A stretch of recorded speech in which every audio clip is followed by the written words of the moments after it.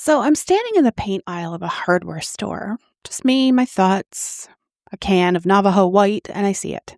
Right there on the label. Latex paint. And something in my brain, some synapse that had apparently been saving itself for this exact moment, just fired. I want you to stay with me today because by the end of this episode, you're going to understand exactly what happened in that paint aisle. And you're going to understand why my bestie took a deep breath and closed her eyes for a full second when I told her about it. A full second. You're listening to Unbound Off Script. No outlines, no safety nets. Just Beth Curry talking about whatever the hell she wants, or whatever the hell you've asked her to uncover. It's unfiltered, it's unpredictable, and it's officially started. Pull up a chair. Hello and welcome back to Unbound. I'm Beth Curry. This off-script show idea came as a request from listener Marissa, who has heard me say a lot that I usually listen to people when I'm in social situations, but now that I'm alone in a small room with a microphone, I clearly love to talk. So she asked me to just talk about whatever as it came to me. So guys, it's happening. It may be good. It may be bad. It may not be worth airing. I don't know, but it's going to anyway. So yeah, here's your reminder also, because Marissa is now $25 richer just for sending me a 3-sentence email.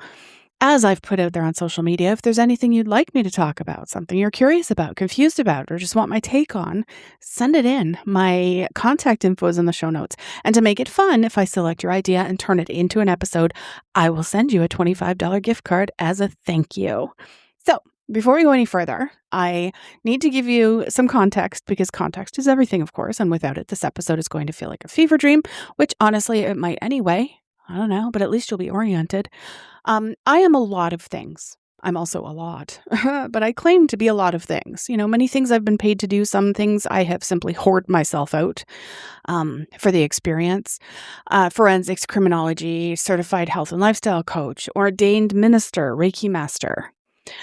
I know. I'm the person that you call when you need someone to bless your crime scene and then tell you to drink more water. I don't know. I also host this podcast, and I've written a couple of memoirs about my life, which, as you're beginning to understand, is a lot of life. My mom has dementia. My father passed away 2.5 years ago. I've lost significant weight and kept it off, mostly. I've been a caregiver, a daughter, a writer, a coach, a minister, and apparently a person who thought forensics and Reiki could coexist on a single business card. They can, by the way. Reiki is just forensics for your soul. Right? You're still looking for the origin of the damage. You're just doing it with hands instead of a magnifying glass and someone's stomach contents. I don't know why I said that. Okay, we'll move on. I also have a husband, a son, a person in my life who has known me longer than most people have known themselves, and 3 cats. 3 cats. We'll get to the cats. We will absolutely get to the cats. So, going back to my mother. She has dementia.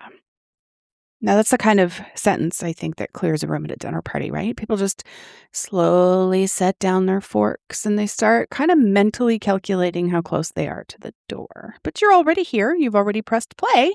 So you're going to sit with me in this for a few minutes, and I promise it'll be better than you think. Dementia is a strange companion, I think, because the person that you love is still there, but they're just, I don't know, shuffling the deck differently. Every day's a new hand, right? Every 5 minutes is a new hand. I don't know. Sometimes she's sharp and sometimes she tells me the same story 4 times inside of 8 minutes. And by the 4th time, I know exactly how it ends. I knew how it ended the first time, but she's telling it like it's brand new with all the original energy and outrage intact. And I have to perform surprise every single time, right? I have become an actress, so add that to the list also. Not so much in the I took a few community theater classes way. It's more in the way of I have developed a full repertoire of controlled facial expressions for a single anecdote about a neighbor she doesn't like way. You know, I mean, I already have the IMDb page. I'm just not being credited in these particular scenarios. Oh, really? He did that? No, I can't believe that. I've heard it 18 times, right?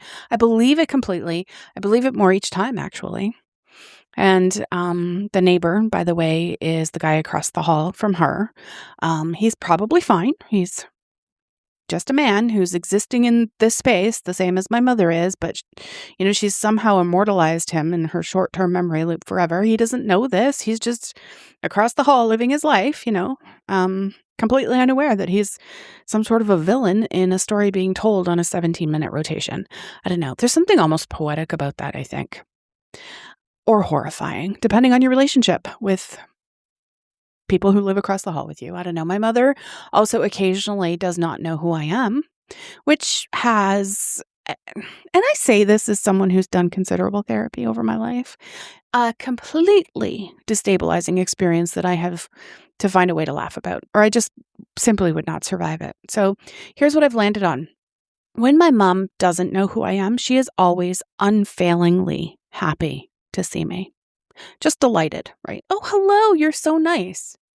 Thrilled by the presence of this pleasant woman who keeps showing up and bringing things. She thinks I'm lovely, especially when I have Ruffles and a Diet Pepsi in hand. I've never felt more appreciated in my life. My actual family, who knows exactly who I am, has opinions. My mother's mystery visitor just gets pure joy and zero context. There's a lesson in there somewhere, and I'm choosing to take it personally as a compliment. Yeah. So that's mom. I've been obsessed. I'm just going to jump into a whole other category with forensic shit for a long time. And what that means in practical social terms is that I have on more than one occasion explained the decomp timeline of a human body while someone at the table was eating brisket.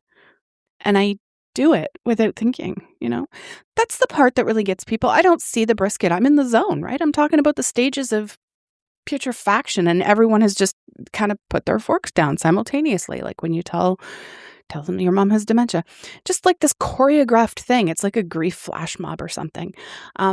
Brian has a look. My husband, Brian, just a look. He knows me so well. And his look means wherever you're going with this, do not. And I see the look and I respect the look. Honestly, I do. We've been together almost 30 years. I respect this look. I continue anyway. Well, maybe, 40% of the time.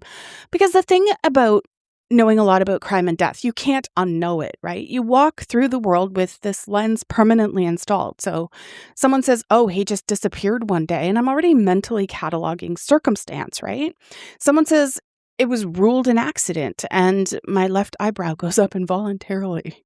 I can't stop it. It's just a reflex. Like it's a load bearing to my personality at this point. I once watched a crime drama with a group of friends and provided so much real-time forensic commentary that I was asked to leave the room.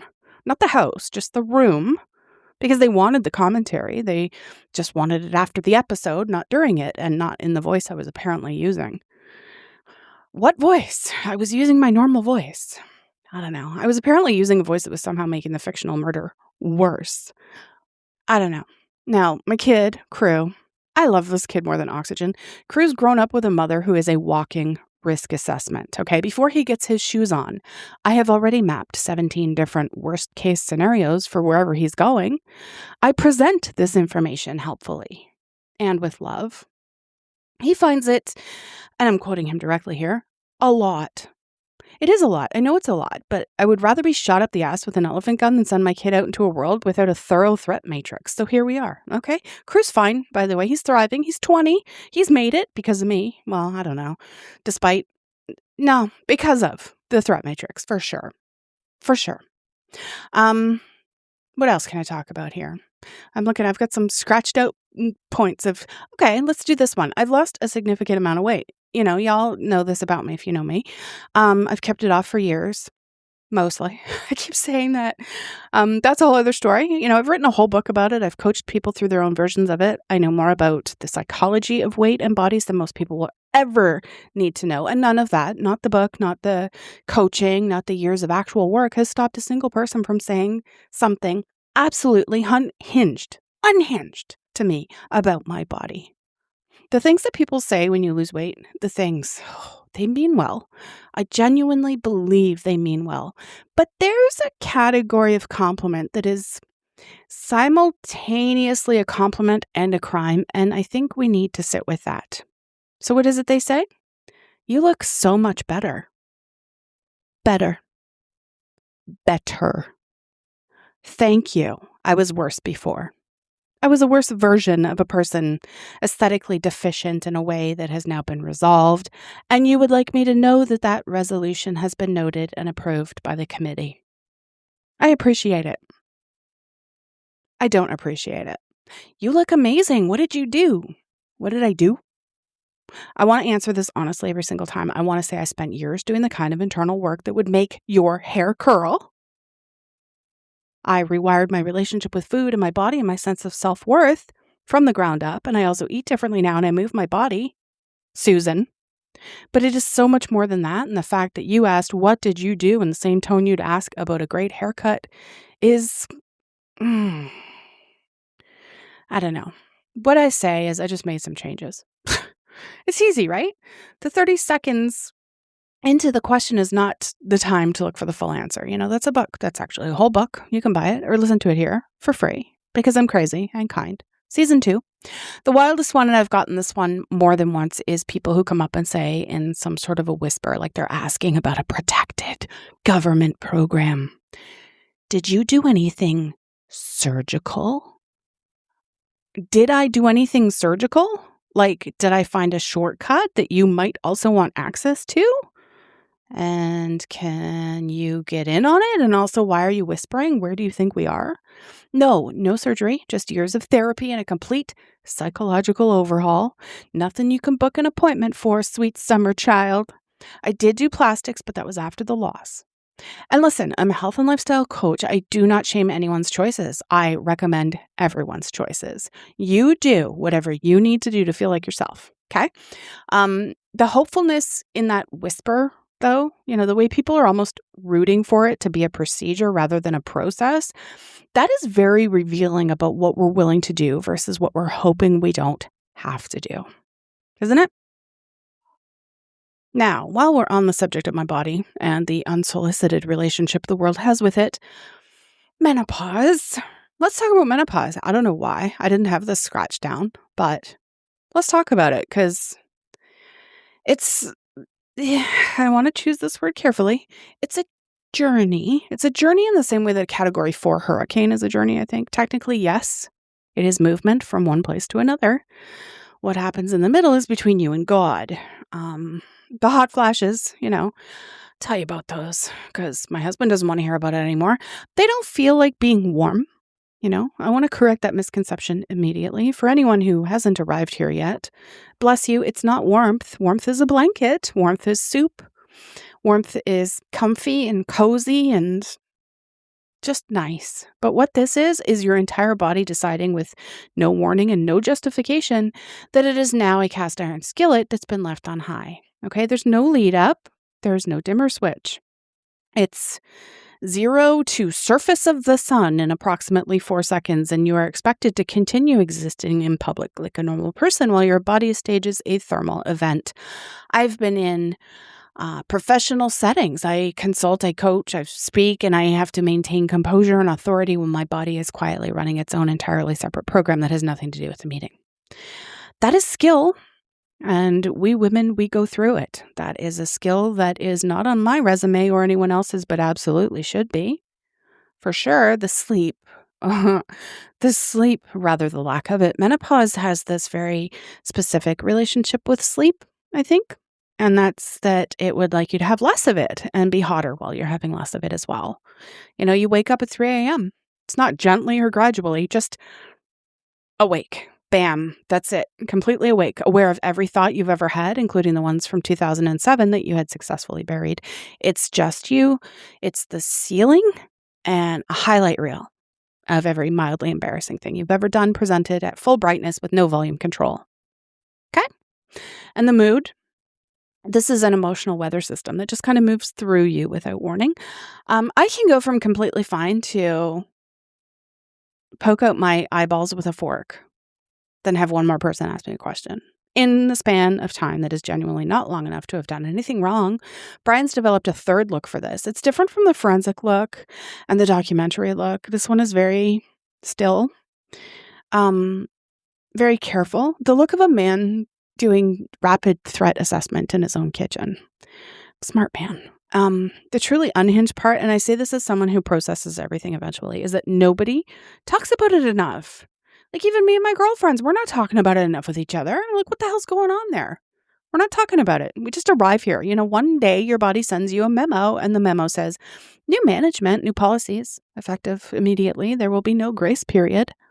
I've written about bodies. I've coached bodies. I've spent years doing the internal work that informs how I talk about all of it.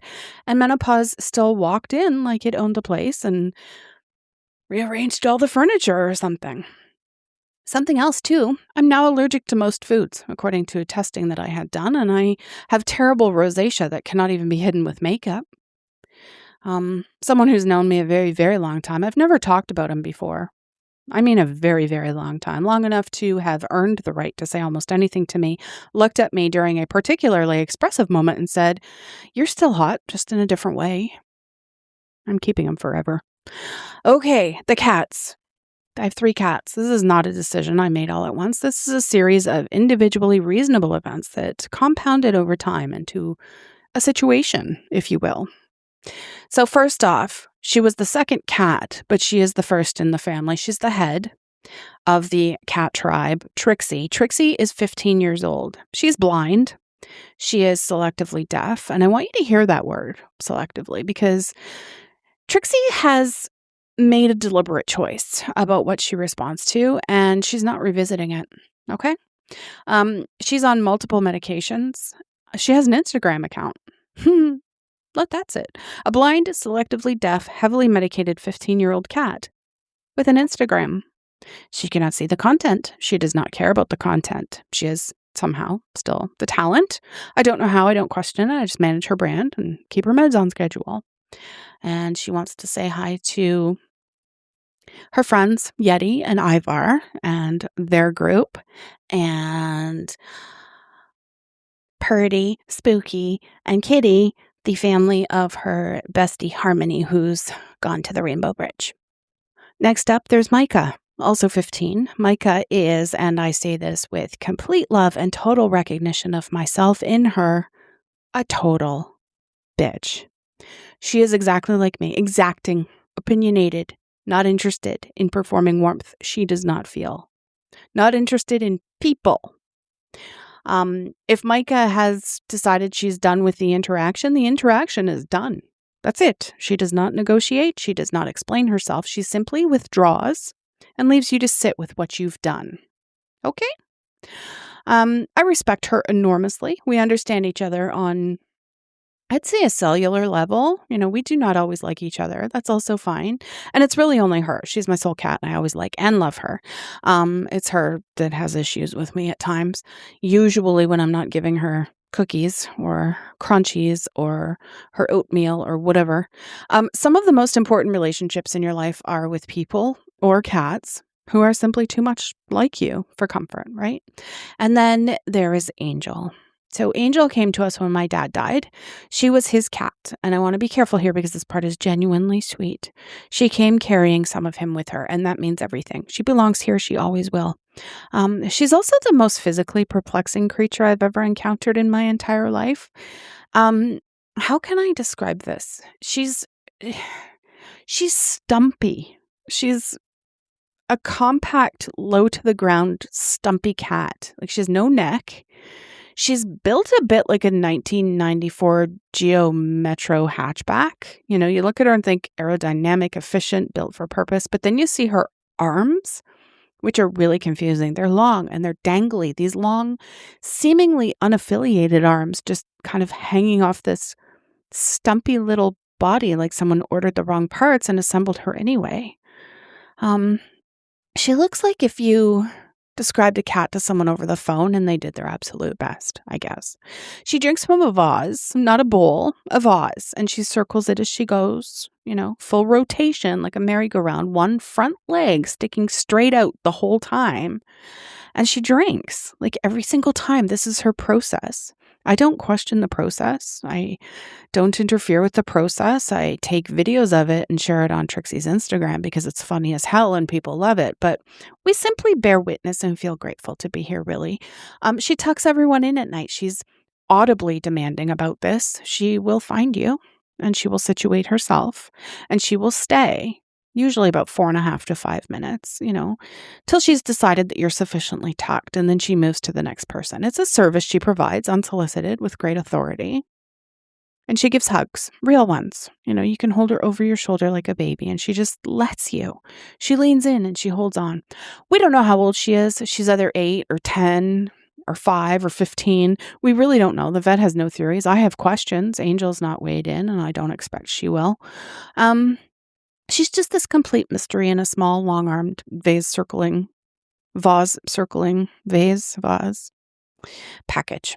She's a gift. She's ridiculous. She's exactly what grief sometimes sends you when you're not looking for it. The cats are inside friends, so I also have outside friends. I've talked about them before as well. I want to be clear that I didn't choose these relationships. They presented themselves. I simply leaned in. There's Gretchen and Jorge. Cocaine Bear.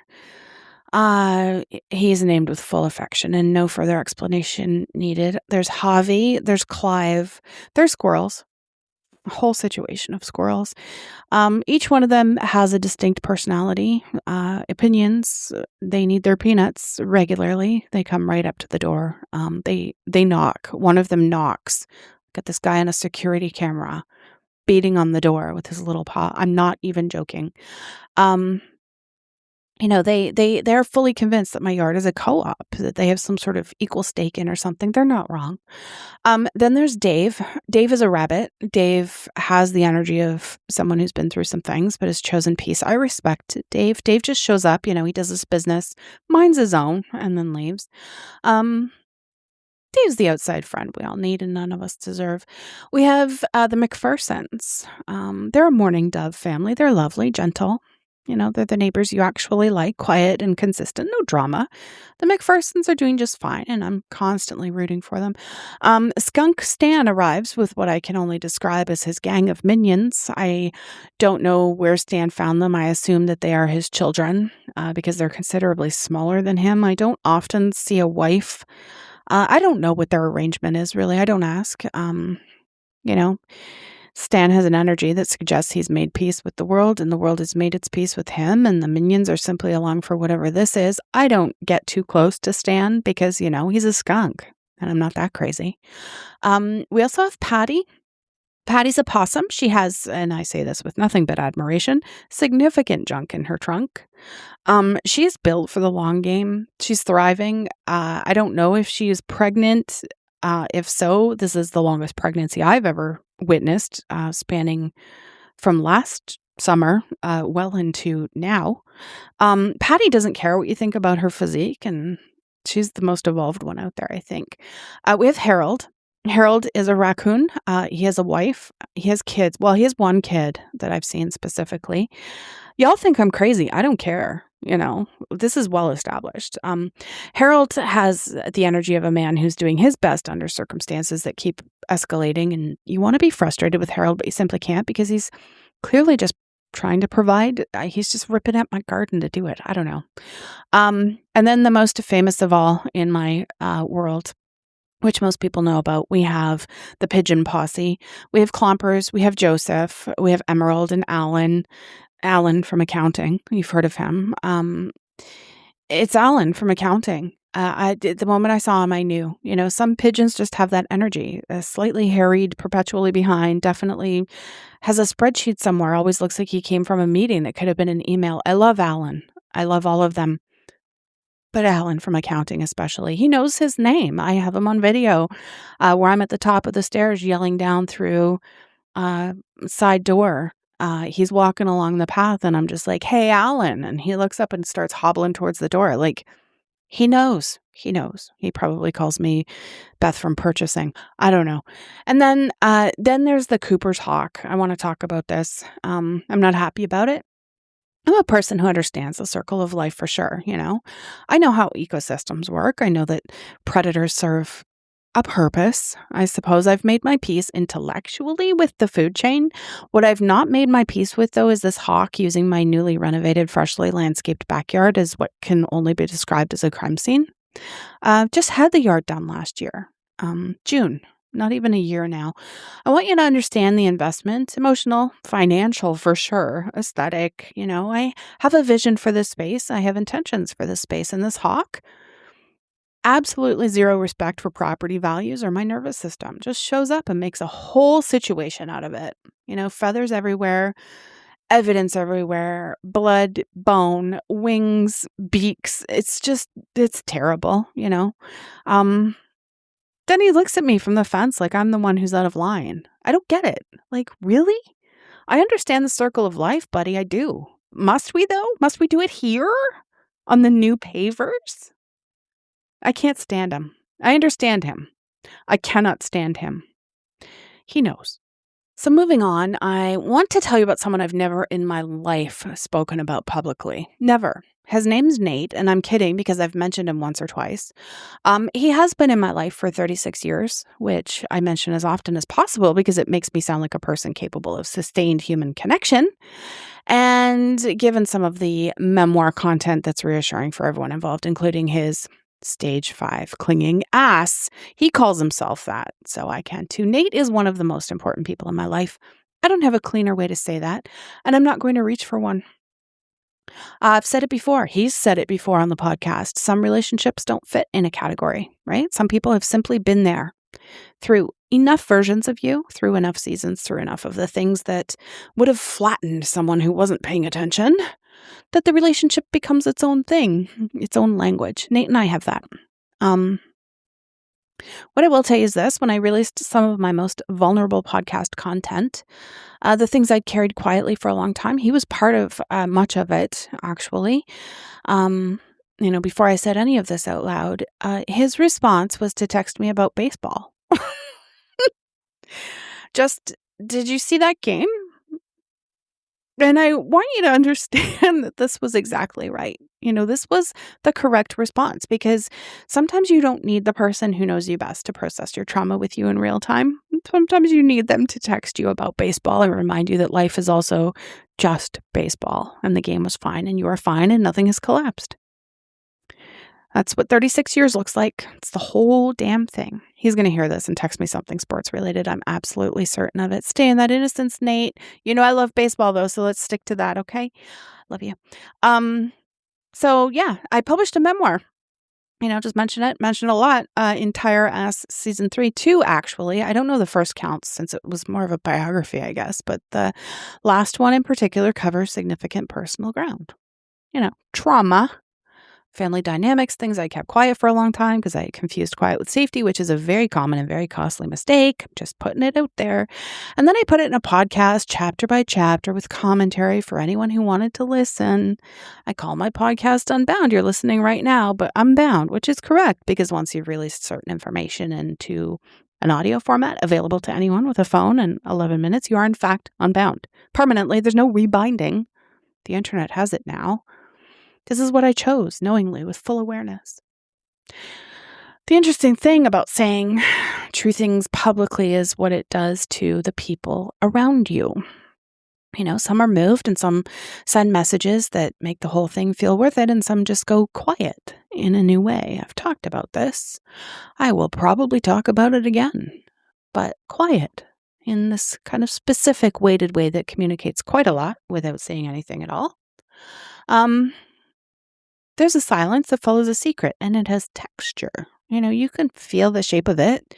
People who knew you before they hear the thing you finally said and they recalibrate, they carry it around. They never bring it up. They just look at you slightly differently at your next party, which is already awkward because I've probably said something about decomp by then and everyone's put their forks down again. I wrote a whole episode about silence after the secret because it deserved one, because that silence is, where a lot of people are still living. And I wanted to leave a door open. The podcast is where I leave doors open. That's what it's for. Yeah, I don't even remember what I was going on this tangent about. I'm really sorry about that. But, this is what Marissa wanted. She wanted me to just run my mouth and hopefully someone's going to give me a little snap in the air, to wrap things up at some point. But, I forgot. I almost forgot. All right, we're here. Paint aisle, hardware store, Navajo White, the cold open. As a forensics person, I'm intimately familiar with latex, right? Latex gloves, you put them on. You put them on anytime you're handling something you don't want on your hands, you don't want your fingerprints on, whatever. You put them on, you immediately feel professional and slightly ominous, which is a very specific combination that I personally enjoy. Latex is also famously what condoms are made of. Most of them. The classic ones, the ones that have been standing between humanity and its own worst impulses since approximately forever. Latex. Now, I'm in the paint aisle and I see the label latex paint. And that's Synapse, the one that had been saving itself. Fired. Latex paint, okay? I just stood there, a woman in a hardware store, alone with a private revelation. Because if latex is the material of choice for both prophylactics and interior wall coverage, then theoretically, you could just dip that puppy in there, right? Now, before anyone comes for me, I'm a faux health professional, okay? I'm ordained, I'm a Reiki master, I understand. This is not how any of this works. I'm fully aware of the structural differences between a can of Sherwin-Williams and a medical-grade barrier device. I know biology, but the label says latex, and my brain makes connections, and my brain sees patterns. It's a curse. My brain arrives at conclusions that are technically logical, even when they're absolutely, categorically not. I'm a forensics brain in a hardware store. This is always going to happen. It was inevitable. I was always going to end up here. The employee who came over and asked if I needed help finding anything got a version of me that was completely composed. No, I'm good. Just picking a white. Totally normal. Nothing happening here. Just a woman standing very still with new information. And then I met up with a friend who listened and processed and closed her eyes for a full second, and then said very quietly, "Please do not put that in the podcast." Here it is in the podcast. It opened the podcast. I'd rather not keep a good story to myself. That's just who I am. She knows this. She loves me anyway. God bless her. I love true crime. I've loved it long before it was a category, before it was a genre, before half the population started listening to murder content while folding laundry and calling it a relaxing evening. I was there early before it was a thing to be there, I would like some credit for this, please. I'll never receive it. The thing about being an actual forensics person who loves true crime is that I'm not a passive consumer. I'm evaluating every damn thing. I'm assessing methodology. I'm disagreeing with conclusions out loud in real time to whoever's unfortunate enough to be in the room with me. Again, Brian's got this look, It's very distinct from all the other looks. This particular one means we talked about this. I will say that's not how this works. And he'll say, "Can we just watch it?" And I'll say, "We can watch it." And I can tell you that this is not how that works. Those are not mutually exclusive things. And he'll say, "Is there a version of this where you don't consult?" And I will say, "Girl, no." I have legitimate connections to notable Canadian cases, real ones. And that changes everything, in my opinion. It stops being entertainment, right? It's suddenly something closer to obligation, I think. I don't know. You owe it to the real people to get it right, to push back when the story is being told in a very sloppy manner or for drama rather than truth. The dramatic pause on the evidence bag does absolutely nothing for me. Nothing. I'm already at the conclusion. I've been here. Catch up. I'm the worst true crime watch companion. I know this. It's a gift and a burden, and I've made peace with it. My people are still working on this. I don't know.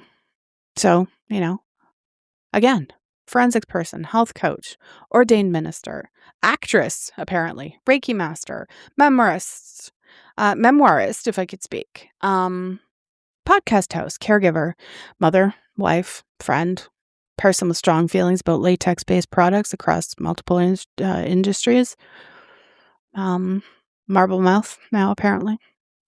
I have a husband who's developed a full taxonomy of looks to manage me and married me anyway.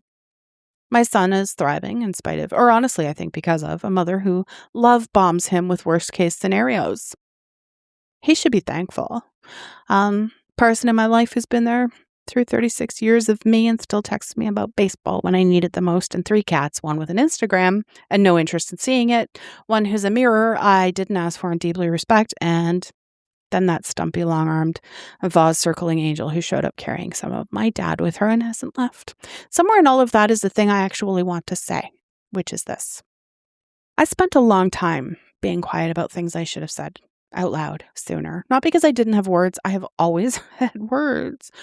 But because I confuse silence with safety and with keeping things private and keeping things intact. Neither of those was true. When I started saying the things out loud in writing and in this podcast, in whatever paint aisle revelation my brain ambushes me with next, what I found, I think, was that the truth makes room, not immediately and not cleanly, but it does. You can be the person who knows what happens to a body in certain conditions and the person who cries at unexpected kindness, and you can make dark jokes about dementia and love your mother with everything you have. You can be funny and broken and healed and still healing and completely unhinged in the hardware store. All of it's true. All of it's you. And me too. That's what I've got today. Before I let you go, because I'm getting the snap now, not quite a snap, more of a wave. A few things I need from you, because apparently this is what we're doing now. Follow the show, rate it, review it. I'm not above begging. Clearly, we're past that. There was a time people played along in a Facebook group, and it was frankly the highlight of my week. And I won't say more about that, except I felt things. If you've ever thought, I wonder what Beth would say about blank, tell me. I love researching. I love talking. I'm running out of ways to pretend that's not my whole identity. So send me your topic idea, and if I turn it into an episode, I will send you $25 worth of whatever brings you joy, okay? Details in the show notes. Unbound is free. Not free for now, free. Actually free, as in I'm committed to it, but if you want to keep me in coffee and Wi-Fi, coffee is in the show notes, and I would be quietly moved by it. I do want to mention ads might show up eventually. I'm not excited about it either, but I'd rather warn you now than ambush you mid-episode with someone trying to sell you a mattress, okay? You deserve the heads up. All right, that's it. Go live your life. I'll be fine. You've been listening to Unbound, Off Script. The script remains missing. Authorities have been notified. Beth Curry is clocking out, turning off the lights, and pretending she didn't just say all of that out loud. If you want her to do it again on a different topic, let us know. Until next time, stay curious, stay raw, keep it unbound. She's gone. Ryan Reynolds here from Mint Mobile. I don't know if you knew this, but anyone can get the same premium wireless for $15 a month plan that I've been enjoying. It's not just for celebrities. So do like I did and have one of your assistants switch you to Mint Mobile today. I'm told it's super easy to do at mintmobile.com/switch. Upfront payment of $45 for 3-month plan, equivalent to $15 per month required. Intro rate first 3 months only, then full price plan options available. Taxes and fees extra. See full terms at mintmobile.com.